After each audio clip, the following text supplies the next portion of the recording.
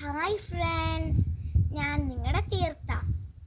ഞാൻ ഇന്ന് എൻ്റെ അമ്മ വീട്ടിലാണ്. അതിനു മുന്നേ നിങ്ങളോട് ഒരു കാര്യം പറയാം. ഫസ്റ്റ് സ്റ്റാൻഡേർഡ് തൊട്ട് പഠിക്കുന്നതാണ് domestic animals and wild animals. Domestic ആനിമൽസിൽ നമുക്ക് ഏറ്റവും കൂടുതൽ അറിയാവുന്ന ഒരു ആനിമലാണ് കൗ അല്ലെങ്കിൽ പശു. Cow gives us milk. പശു പാല് തരുന്നു. അതേപോലെ കൗഡങ് ഓഫ് ചാണകം നമുക്കൊരു ജൈവ വളമാണ്. നമുക്ക് ഫ്രൂട്ട്സ്, വെജിറ്റബിൾസ് ഇതിനെല്ലാം നല്ലതാണ് ചാണകം. അതിലും ബയോഗ്യാസ് ഉണ്ടാക്കാനും ചാണകം ഉപയോഗിക്കപ്പെടും. നിങ്ങളെ കൂടുതൽ പറഞ്ഞ് ഞാൻ ബോറടിപ്പിക്കുന്നില്ല. നമുക്ക് കാര്യത്തിലേക്ക് കടക്കാം. ഞാൻ എൻ്റെ അമ്മ വീടിൻ്റെ പുറവശത്താണ് നിൽക്കുന്നത്. അവിടെ ഒരു ഷെഡാണ്. അവിടെ 3 പശുക്കളാണ്. അവർക്കെല്ലാം പേരിട്ടത് ഞാനാണ്. മീനു, ചിന്നു, ചങ്കരി.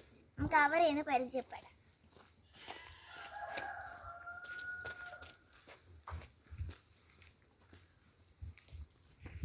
ഇത് ചിന്നു.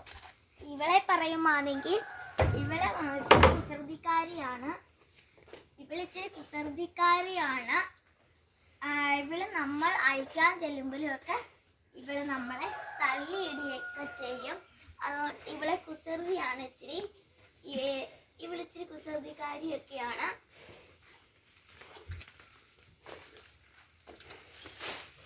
പിന്നെ ഇവളെ പറയുവാണെങ്കിൽ ഇവളൊരു പാവമാണ്.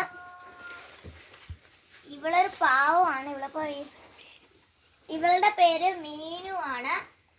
ഇവള് ഒരു പാവമാണ്. ഇവളൊന്നും ചെയ്തില്ല. ഇത് പാവമാണ്. ഇവളാണ് പാല് തരുന്നത്. ഇവളുടെ പാലിന് നല്ല ടേസ്റ്റിയാണ്. ഇവള് പാല് തരും. ഇവളുടെ മക്കളാണ് ഇവർ 2 പേരും. ഇനി ഒരാളെയും കൂടെ നമുക്ക് പരിചയപ്പെടാം. ഇത് ചങ്കരി, ഇവളുടെ മോള്. അതും അവളുടെ മോളാണ്. അതേപോലെ ഇവളൊരു പാവമാണ്. ഇവള് നമ്മളെ ഒന്നും ചെയ്യത്തില്ല. പിന്നെ ഇവളുടെ പ്രശ്നമെന്ന് വെച്ചാൽ നമ്മൾ അടുത്ത് വരുമ്പോൾ നമ്മളാരെങ്കിലും അടുത്ത് വരുമ്പോൾ നമ്മളെ കണ്ടൊന്ന് പേടിക്കത്തേ ഉള്ളൂ. അല്ലാതെ ഇവൾക്ക് പ്രശ്നമൊന്നുമില്ല. പിന്നെ ഇവളിപ്പോൾ പോച്ച തിന്നോണ്ടിരിക്കുവാണ്. പുല്ല് തിന്നോണ്ടിരിക്കുവാണ്. ഇവരെല്ലാവരും പുല്ല് തിന്നോണ്ടിരിക്കുവാണ്. അതെ, നിങ്ങൾക്ക് എന്നെയും പശുക്കളെയും ഇഷ്ടപ്പെട്ടെന്ന് ഞാൻ വിശ്വസിക്കുന്നു.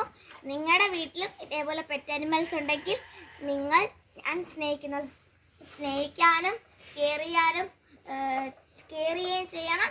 നന്ദി, നമസ്കാരം.